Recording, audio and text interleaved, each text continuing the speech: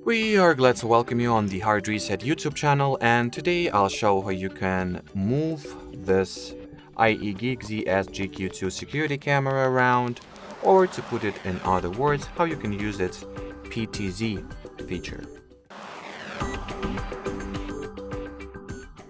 So to start, you will need to open the ieGeek Cam app, find your camera, open its live stream.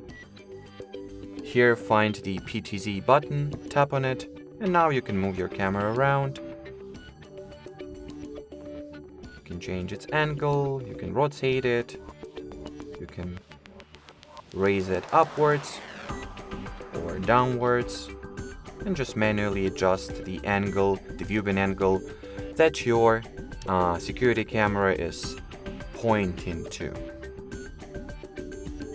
So once the preferred angle is set, well, I'm not sure why. Anyway,